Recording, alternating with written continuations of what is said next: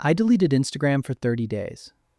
Not muted, not time limit, deleted. And by day 30, I'd saved $400. Not from ads, not from some coupon code, from something a lot more insidious. Something living inside the app that I didn't even notice was working on me until it was gone. For 30 days, I tracked every purchase urge. Every time I picked up my phone without thinking. Every moment I saw something and felt that quiet little voice go, I need that. Here's the day-by-day breakdown of what happened to my brain and my bank account. This wasn't a productivity challenge. I wasn't trying to read more books or touch grass. I was trying to answer one question. How much of what I buy is actually mine, a decision I made, versus a decision that got planted in me by a 15-second video I scrolled past 3 days ago? Because here's the uncomfortable part. I didn't feel like an impulsive person. I don't buy things on a whim. At least, that's what I would have told you before this started. 30 days without the app told a different story. And it's a story that has almost nothing to do with willpower. Before I deleted anything, I set 3 rules for myself. 1. Log every single purchase urge in a notes app. Not just what I bought, what I almost bought. 2. No substitutes. No TikTok, no Twitter doom scroll to fill the gap. If I was going to measure Instagram's effect, I couldn't just swap it for a different slot machine. 3. Track my spending exactly like I normally would. Same bank app, same categories. So day 30 could be compared honestly against the month before. Then I deleted the app. Not logged out, deleted. Gone from my phone, gone from my home screen, gone from the muscle memory of my thumb.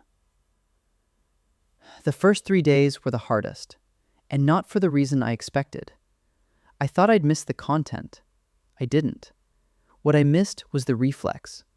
My thumb kept opening the empty space on my home screen where the app used to be. 19 times on day 1, I counted. That's the part nobody warns you about. It's not that you're bored. It's that your hand has learned a habit your brain hasn't caught up to yet. And on day 2, the first purchase urge showed up. Not triggered by an ad, triggered by nothing. I just wanted to buy something. Anything. I almost ordered a jacket I didn't need, for a reason I couldn't name. That's when I started to suspect this wasn't really about Instagram the app. It was about Instagram the habit loop. And habit loops don't disappear just because you delete the icon. Here's what's actually happening, and it's worth understanding before we get to the money. Instagram's feed doesn't show you the same thing every time you open it. It's variable.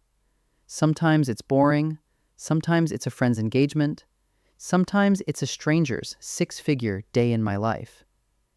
That unpredictability is the same mechanism behind slot machines. You keep pulling the lever because you don't know what's coming, and not knowing is what keeps you hooked. But the deeper cost isn't the scrolling itself. It's what psychologists call social comparison. We don't evaluate our lives against our own baseline. We evaluate them against whatever we just saw. And what we just saw on Instagram is almost never someone's average Tuesday. It's their highlight reel, curated and filtered. So your brain runs a silent comparison 100 times a day. Their vacation against your commute. Their renovated kitchen against your rental. Their new watch against your old one. And every one of those comparisons creates a tiny, almost invisible gap between where you are and where you feel like you should be. That gap doesn't just sit there. It gets spent. By day 7, my urge log had a shape to it. Every purchase impulse I logged traced back to one of 2 things. Either I'd recently thought about something I'd normally have seen on Instagram, a product, a lifestyle, a version of myself I compare against. Or I was in a flat, low stimulation moment and reached for spending as a replacement for scrolling. The second one surprised me the most. Boredom used to get solved by Instagram. Now boredom was looking for a new solution, and shopping apps were more than happy to volunteer. I didn't buy the jacket from day 2. But I almost bought a course I didn't need on day 6, and a $60 kitchen gadget on day 9 that I genuinely cannot explain to you now. Somewhere around day 12, something changed. Not dramatically, just quietly. The urges started slowing down. Not because I'd developed some superhuman willpower, because the triggers were gone. Without a constant stream of other people's purchases, other people's trips, other people's next level, my brain had nothing new to compare myself against. And with nothing to compare against, there was nothing new to want. This is the part that reframes the whole experiment for me. This was never a story about discipline. It's a story about environment. Remove the trigger, and the behavior it was feeding starts to starve on its own.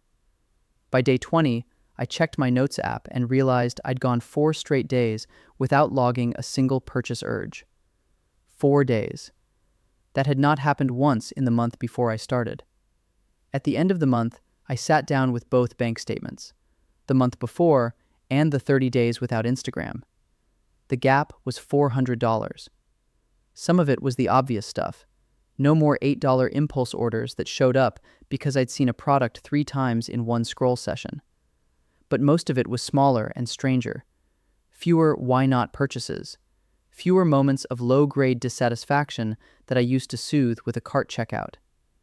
None of it came from a single big decision. It came from dozens of small ones that simply never got made, because the moment that used to plant them in my head never happened.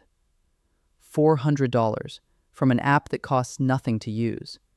That's the trick of it. Instagram isn't expensive because of what it charges you. It's expensive because of what it makes you want. I'm not telling you to delete your Instagram for 30 days. For a lot of people, myself included honestly, that's not realistic long term. But you don't need 30 days to see this pattern. You need about a week, and a notes app, and the honesty to write down every purchase urge as it happens, including where it came from. That's it.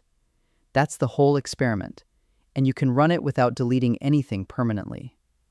The $400 was never really the point. It was just the number that made the pattern impossible to ignore. The real finding is this. A huge amount of what we buy isn't really a decision.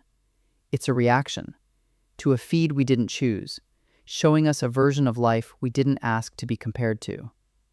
You don't fix that with more willpower. You fix it by shrinking the gap between what you see and what you actually want for yourself.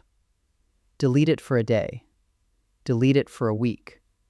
Or just start writing down the urge, the moment it hits, before you act on it. Either way, you'll learn something about your money that no budgeting app will ever show you. Because the leak isn't in your spending, it's in your scrolling.